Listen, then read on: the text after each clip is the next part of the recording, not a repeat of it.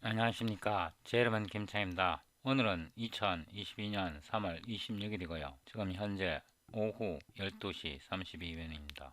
오래간만에 제가 데스크탑 바탕화면 사진을 바꿨는데요.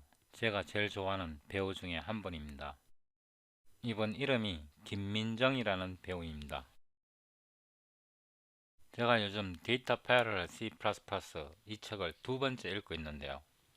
처음 읽은 거는 2021년도에 이 책을 처음 읽었고요. 처음 읽고 나서 좀 묵혀놨다가 요즘 최근에 다시 데이터 패러럴 C++를 읽는데요. 이 책이 565페이지 정도 되는데요. 이 책을 처음 읽을 때는 2주에서 4주 정도 걸쳐갖고, 그러니까 약 한 달 정도 이 책을 읽었는데요. 한 달 정도 읽어갖고 이 책을 다 이해할 수는 없어요. 100% 이해할 수는 없고요. 이 책을 읽을 때 챕터 1부터 에필로그까지 읽었어요. 에필로그. 그런데 한 챕터만 빼먹었어요. 챕터 17 Programming for FPGA 이 부분은 제가 대충 한번 해보고요. 컴파일만 한번 해보고 챕터 17은 넘어갔고요. 나머지는 굉장히 열심히 읽었어요. 처음 읽을 때. 열심히 읽어도 이해 안 되는 부분은 이해 안 돼요. 배경 지식이 좀 더 갖춰져야 이해되는 부분 많거든요. 그래서 그 배경 지식을 갖추고 나서 다시 이 책을 읽고 있는데요. 그러니까 지금은 두 번째 읽고 있는 겁니다. 지금은 훨씬 더 깊게 읽고 있고요. 이 책의 내용보다 더 깊게 공부하고 있습니다. 제가 이 데이터 패러럴 C++ 시크를 이 책을 통해서 처음 배웠는데요. 아직 시크에 대해서 잘 아는 것은 아니고요. 이제 초보 단계 거의 끝무리에 막바지에 있고요. 이제 시클이 뭔지는 알 것 같아요. 어떻게 쓰는지도 개념이 좀 잡히고요. 시클을 제가 처음 딱 접했을 때 느낌이 빡 오는 게 이게 미래다. 이게 C++의 미래다. 이런 생각이 막 들었어요. 쓰나미처럼 저한테 확 와닿았거든요. 뭐 쿠다를 할 수도 있고 오픈 MP도 할 수 있고 기타 패러렐 알고리즘이 많은데 제가 이 시클이 굉장히 마음에 들었던 게요. 일단 시클은 C++ 표준을 지향합니다. 시클에는 C++ 표준이 아닌 게 하나도 없어요. 모두 C++ 표준으로 되어 있고요. 두 번째 마음에 들었던 게 이게 오픈 테크놀로지예요. 오픈 스탠다드예요. 그러니까 어떤 특정 회사 한 회사에서만 이걸 하는 게 아니고요. 다수의 회사에서 공개적인 표준으로 시크를 개발하고 있습니다. 시크를 구현한 게 데이터 패러럴 C++ 컴파일러이고요. 그래서 제가 이 시크를 처음 공부할 때, 와, 이게 미래다. C++의 미래다. 이런 느낌이 팍 들었습니다. 그리고 지금은 거의 뭐 맹신합니다. 내 손가락 10개밖에 없는데요. 손가락이 11개 있으면 11개도 걸 수 있습니다. 얼마 안 있어 시끌이 C++ 표준이 될 거라고 확신이 듭니다. 제가 아무리 이렇게 말로 설명을 들어도 여러분에게 잘 안 와닿을 텐데요. 그래도 저에게 귀를 기울이시는 분이라면 아마 이렇게 말할 겁니다. Try me, try me 이런 말은요. 어디 한번 해봐. 그래, 한번 설명해봐. 나를 한번 확신시켜봐. 믿게끔 만들어봐. 이런 뜻인데요. 제가 실제 코드로 보여드리겠습니다. 시클 OpenGL, OpenCL 폴더를 열고요. 빈 공간을 선택하고 New 폴더를 만들고요. 055 Allocator 이렇게 새 폴더를 만들고요. New 하고 usem alloc.cpp Ctrl V include cpg sed extension 이거는 반드시 들어가야 하고요. include cl SQL hpp include one API DPL 알고리즘 들어가야 하고요. include one API DPL execution 들어가야 하고요. include one API DPL iterator 들어가야 합니다. 네임스페이스 엘리아스를 몇 개 만드는데요. DPL은 one API DPL 이 네임스페이스고요. 네임스페이스 EXE는 one API DPL execution 두 개의 네임스페이스 엘리아스를 만들었고요. 먼저 USM 또는 Unified Shared Memory 라는 개념에 대해서 설명을 드리는데요. USM 또는 Unified Shared Memory 이런 뜻이고요. 저는 USM으로 발음합니다. 구체적으로 이번 동영상에서 SQL의 USM Allocator 사용법을 설명합니다. 진짜 막강합니다. void test usm allocator basic int main 하고요. 이 함수 이름을 복사해서 여기다 붙여놓고요. 여기에서 context for int n은 예를 들어서 10 나중에 이거 얼마든지 바꿀 수 있으니까요. using t는요 플로트로 해도 되고 더블로 해도 되고 뭐로 하든지 상관없습니다.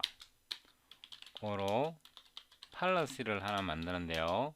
exe 이 네임스페이스 속에는 dpcpp 디폴트라는 팔러스가 있습니다.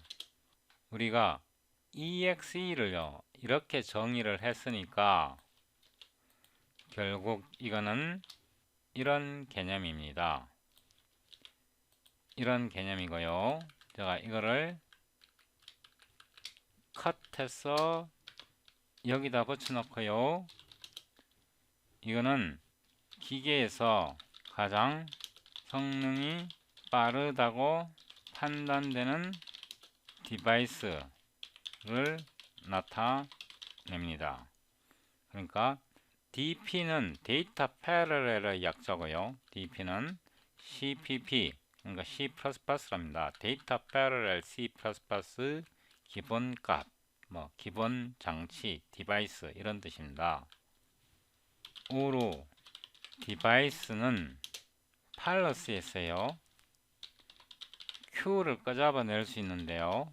이 Q에서 get device 이렇게 하면 디바이스를 바로 뽑을 수도 있습니다. cd cout computation on device에서요 get info SQL info device 이렇게 해서 우리가 현재 어떤 기기에서 연산을 하고 있는지 출력을 해봅니다. 이렇게 해서요. 일단 이게 빌드가 되는지 확인을 하기 위해서 커맨드 프롬프트를 열고요. dp 데이터 패러렐 C++ 컴파일러 이름이고요. qsed C++20 EHSC는 이거는 exception specification이고요. 파일 이름이 usm alloc.cpp od.exe 이렇게 해서 빌드를 해봅니다. 빌드가 돼야죠, 그죠?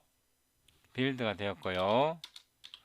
D 이렇게 실행을 해보면요, 현재 기본 장치가요 인텔 그래픽스입니다. 그러니까 GPU에 들어있는 하드웨어 그래픽 유닛입니다. 이거를 복사해서요 여기다가 붙여놨습니다.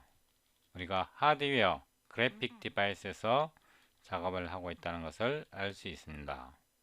여기에서요 std 벡터를 만드는데요 엘리먼트 타입은 T입니다. 엘리먼트 타입은 T이고요. 시클 USM 알로케이터를 사용하는데요.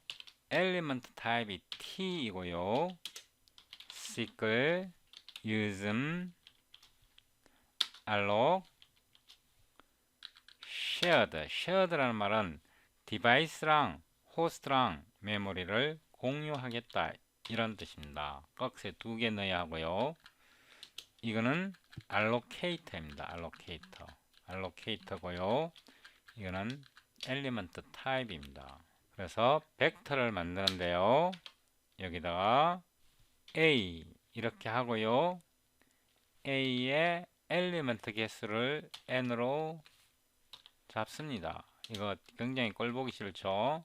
그런데 걱정 안 하셔도 됩니다. 이거 굉장히 이쁘게 만들 수 있거든요. 지금은 제가 개념을 설명드리기 위해서 이렇게 한 거고요. 이게 좀 꼴보기 싫으면요, 이거를 이렇게 해도 됩니다. 이거를 복사했어요. 여기서 using allocator t 이렇게 하고요. 이거를 붙여 놓고요. 이거는 타입입니다. 타입. 그죠? 이거를 그냥 이렇게 해도 됩니다. 그런데요, 여기에 allocator instance를 보내야 됩니다. 그래서 allocator t 하고요. 이 클래스에서 allocator를 만드는데요. allocator에 디바이스나 또는 Q를 줘야 합니다. 그냥 팔러스에서요. Q 이렇게 하면 이 팔러스에서 Q를 반환해서 이 Q로 allocator를 만듭니다. 이해되십니까? 이것도 꼴보기 싫으면요, 이렇게 해도 됩니다. allocator t alloc 하고요. 이거를 그대로 복사해서 컷하고 여기에 붙여 놓고요. 세미콜론 하고 alloc을 1위로 보내도 됩니다. 이렇게 하면 좀 더 깔끔하죠, 그죠? 하여튼 뭐 개념을 이해하셨을 거라고 생각합니다. 조금 어렵게 보이는데요. 이거 뭐 몇 번만 해보면 별거 아니고요. 그 다음에 이거를 조금 이따가 보시면 아시겠지만 리팩터링 합니다. 리팩터링 하면 이런 지저분한 코드 다 숨길 수 있거든요. 그 다음에 std transform 이 스탠다드 라이브러리를 사용하는데요. 우리가 팔러시를 여기다가 보냅니다. 이거는 execution 팔러시고요. 그 다음에 A의 begin. A는 벡터 아닙니까? A는 벡터니까 begin이라는 이터레이터가 존재하죠. A의 end. 그러니까 A의 begin부터 A의 end까지 벡터 A에 대해서 프로세싱 하라 이런 뜻입니다. 제가 실수했습니다. 이게 아니고요. 시크릿 counting iterator가 필요합니다. counting iterator가 필요하고요. 0부터 그죠? 시크릿 counting iterator의 A의 사이즈 이렇게 하면 안 돼요. 이거는 사이즈 T 타입이고요. 이거는 int 타입입니다. 그래서 타입을 맞춰주기 위해서요. 여기다가 int 합니다.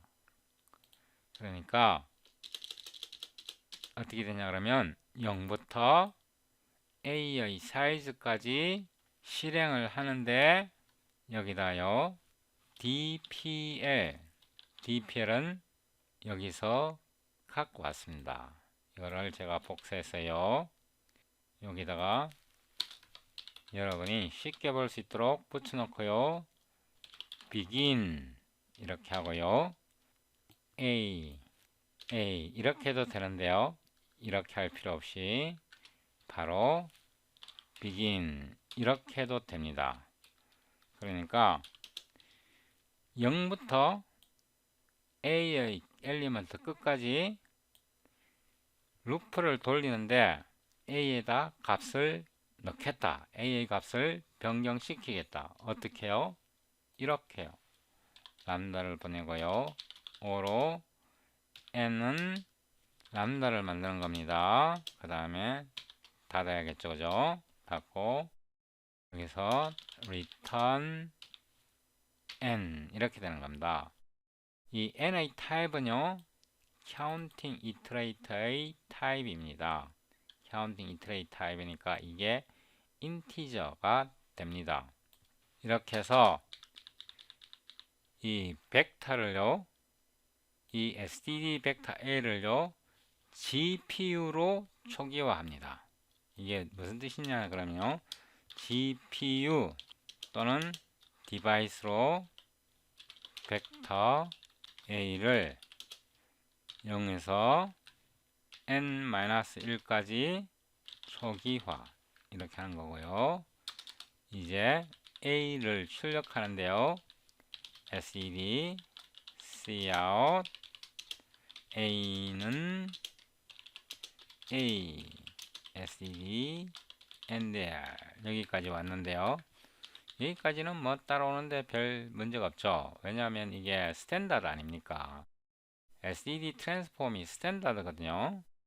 여기에 execution policy가 오는데요. 이 execution policy 이 트랜스폼 알고리즘에서 execution policy를 보내는 거는요. C++ 17부터 도입되었고요. C++ 17에 이 알고리즘은요. 인텔에서 만들어서 제공한 것입니다. 됐습니까? 그러니까 C++ 17에 들어온 parallel 알고리즘은요.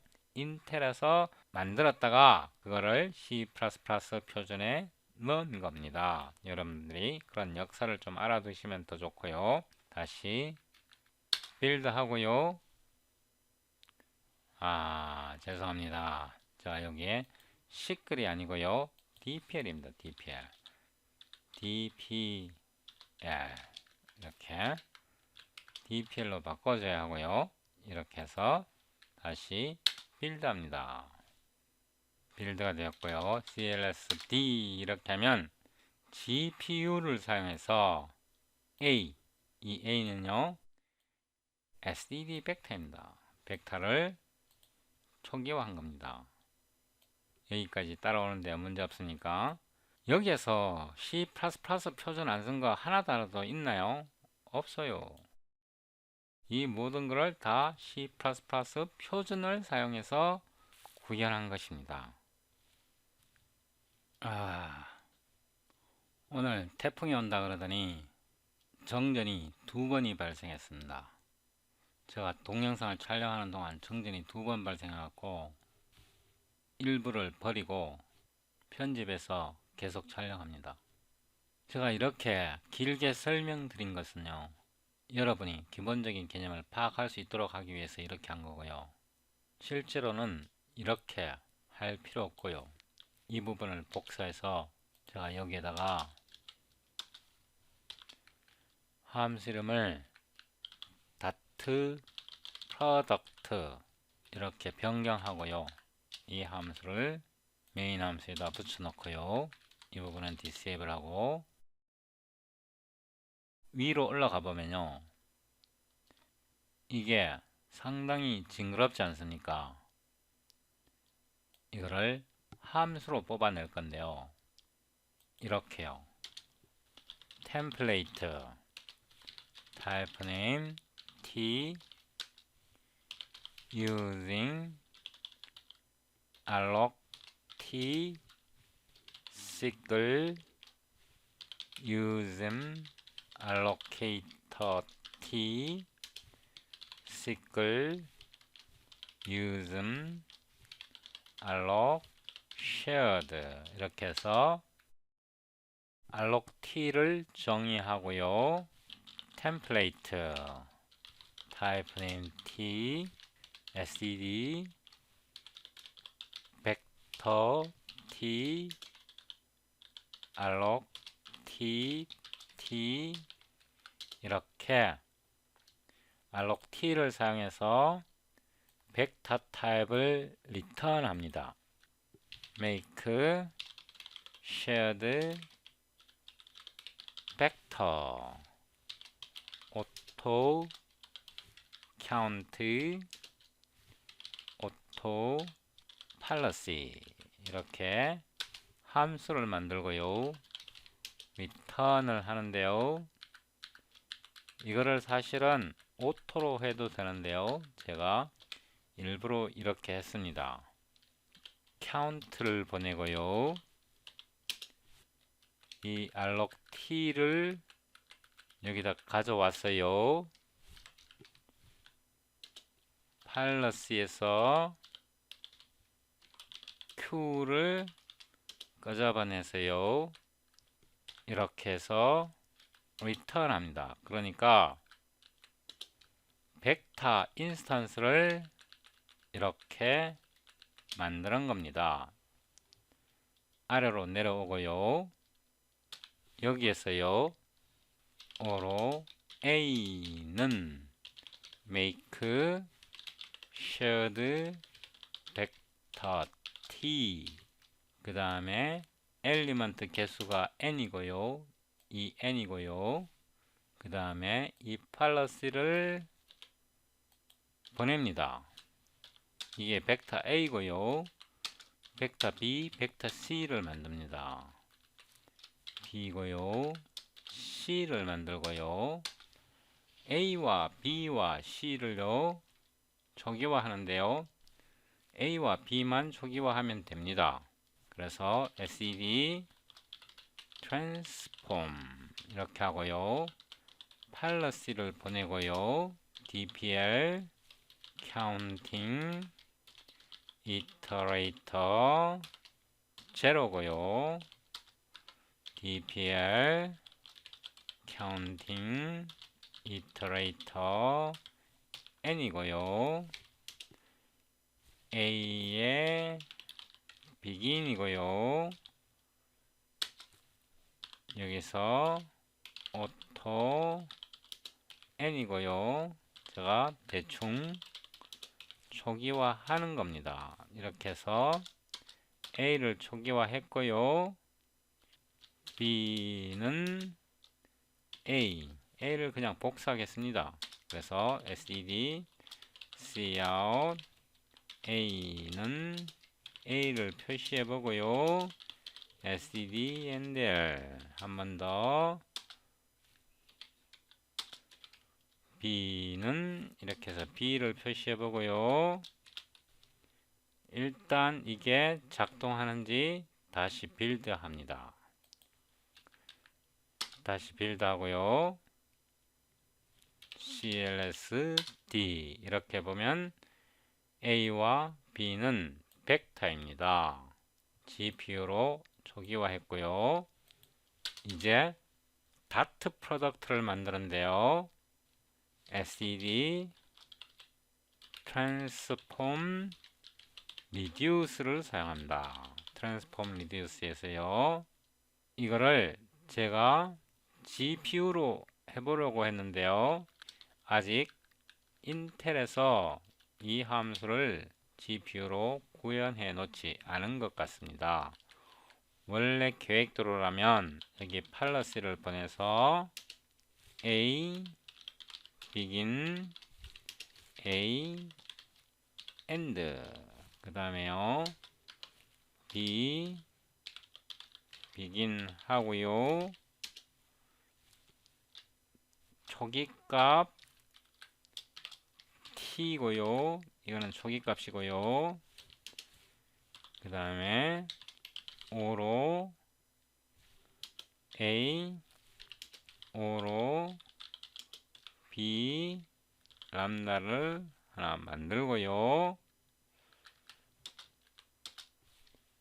return a 더하기 b고요. 여기다가 람다를 하나 더 만들어 줘야 합니다. 이렇게 이번에는 o로 a o로 b고요. 여기에서 return a 곱하기 b고요. 그래서 두 엘리먼트끼리 벡터 프로덕트 곱셈을 한 다음에 그 결과를 모두 다 더하는 것입니다. 초기값은 이거고요. 이렇게요. 이렇게 하면 이게 값을 반환하는데요. 오로 다트 프로덕트 이렇게 된 거고요. 이거를 출력해 봅니다. std cout a 다트 b는 다트 프로덕트 std and 이렇게 해서요. 다시 실행해 봅니다. 트랜스폼 리듀스에서 std가 작동하지 않습니다. 이거를요 C++ 스탠다드의 execution for unsequence를 사용해서 다시 한번 테스트 해 봅니다. 이렇게 해서요 빌드 하고요. 죄송합니다. 제가 여기에서 s를 빼먹었네요. s를 빼먹었습니다. 그러면 이거를 다시 팔러시로 바꿔보고요. 다시 빌드 하고요. 빌드가 안됩니다. 아직 인텔에서 이 함수를 구현하지 않았고요. std execution for unsequence 이거를 사용해 보겠습니다. 빌드가 되었고요. D 해보면요. 이거를 다트 프로덕트 시켜서 다 합친 것입니다. 값이 정확한지 확인해 보려면요. 예를 들어서 3 이렇게 간단하게 만들었어요. 다시 테스트 해보고요. cls d 해보면 0과 0을 곱하면 0이고요. 1과 1을 곱하면 1이고요. 2와 2를 곱하면 4고요. 1과 4를 더하면 5. 다트 프로덕트 맞습니다. 인텔에서 아직 이 함수를요 구현해 놓지 않았습니다. 이 함수는 지금 현재 C++ 표준 C++ 20에 들어있는 함수를 사용하는 것입니다. 여러분이 참조할 수 있도록요. 제가 여기에 링크를 좀 붙여 놓는데요. 트랜스폼 리듀스는 굉장히 중요한 알고리즘이고요. 컨트롤 클릭 누르면요. 여기에서 찾아볼 수 있습니다. C++ 20에요. 컨텍스퍼가 붙어서 이게 지원이 되고요. C++ 20에서 여기서도 컨텍스퍼가 붙어서 리턴 값이에요. 이게 지원이 됩니다. 기본적으로 여기에서 execution policy 이 부분은요 C++ 17에 도입되었는데 이 execution policy는요 인텔에서 만든 겁니다. 그래서 인텔의 parallel STL에서 제안을 해갖고 그걸 C++ 표준에서 받아들인 것입니다. 여러분이 여기에서 생각해야 할게요. 여기에서 보면 policy, 이 policy는요 인텔 One API 데이터 패러럴 C++에서 제공하는 policy입니다. 그래서 여기서 이 policy를 제공하려면 인텔이 이 std 트랜스폼을 수정해 줘야 합니다. std 트랜스폼 같은 경우는 인텔이 이미 수정을 했고요. 아래로 내려와 보면 std 트랜스폼 리듀스 이 알고리즘은요 굉장히 중요한데요. 아직 인텔에서 이 함수를 구현하지 않았습니다. 그래서 나중에 이 부분이 인텔의 새로운 execution policy를 지원하게 될 것입니다. 여기서 여러분들이 알아두셔야 할 것은요, 우리가 이 A를 만들 때요, 벡터 A를 만들 때 GPU를 사용하여 계산을 합니다. 여기서 보면요, 디바이스가 GPU 디바이스입니다. GPU 디바이스인데도요, C++ 표준에서, 이거는 C++ 표준입니다. 표준에서 계산할 때는 CPU를 사용해서 계산을 하고, policy, execution policy, DPCPP 디폴트 policy를 사용하면요, GPU를 이용해서 계산합니다. 이게 미래의 C++입니다. 스탠다드 라이브러리를 그대로 사용합니다. 스탠다드 라이브러리 알고리즘을 그대로 사용합니다. 그러면서 CPU와 GPU의 영역이 없어집니다. 사라집니다. 그러니까 CPU 프로그램과 GPU 프로그램이 하나로 통합됩니다. 그래서 인텔에서 One API라고 부릅니다. CPU, GPU, FPGA, AI 액셀러레이터 이런 개념이 이제는 희박하게 사라지고요. 모든 게 하나의 프로그램 내에서 C++ 표준 언어로 코딩하게 되는 겁니다. Welcome to the One API channel.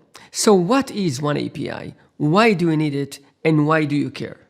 Here is a simple scenario that happens every day. You watch your favorite TV show or play a game on your widescreen TV. Then you continue from your living room on your tablet device, and then you may finish watching the rest of the show on your mobile device, on the train to work, or anywhere. We are used to such multi-device continuum experience, and we expect nothing less. And there are many such examples. Think about a street camera communicating through multiple compute nodes all the way to the city command center to report an accident, or any other edge-to-cloud application. These are amazing times in terms of the diversity of workloads we are dealing with. They all require a diverse set of architectures. And we see an explosion of devices and silicon accelerators. I want to use the power of them all. I want to be able to run object recognition on a 1-watt drone or process 1,000 video channels in the cloud. But each of these accelerators has its own libraries, tools, or a unique programming model that makes it challenging to reuse code and be productive across all these architectures. In order for developers to make such a continuum experience happen with the best performance, sometimes almost the same code has to be written and rewritten in Java, C++, Python, and maybe other languages, compiled on multiple operating systems, sometimes using totally different APIs, libraries, SDKs, a lot of overhead instead of focusing on algorithms and innovation. The bold vision of One API is to have a cross-architecture, cross-vendor software portability while providing you all the performance you need. So no matter what devices and accelerators your system might have, or what languages and libraries each of these devices is using, middleware or frameworks, applications and workloads, One API is bridging, abstracting, and bringing all these devices to a common ground where memory spaces could be shared, code could be ported and reused, and tools could work across architectures. The industry-wide spec of One API defines a low-level abstraction layer inside the software stack, and you can use the set of optimized libraries for various domains. For example, OneDNN, the Deep Neural Network library, or OneMKL, the math library, video processing library, and more. In addition, for cross-architecture, direct programming, the Data Parallel C++ or DP C++ language is included. It is built on open standard and specification, and will have a few dedicated videos to walk you through the details. The Intel implementation of OneAPI includes additional libraries, compilers, and analyzers. It is arranged in toolkits for specific application domains and can be downloaded in many ways or used remotely on the Intel Dev Cloud. The OneAPI spec is being discussed and formed by many partners in the industry, so everyone can read the spec and come up with his specific implementation. All the details in the next video. In the coming videos, you can find all the information about the OneAPI spec, the libraries, the toolkits, all the concepts, the resources available, and practical, actionable information and code samples to get you started. Subscribe to the OneAPI channel and we'll make sure you have all that information. See you there. Thank you.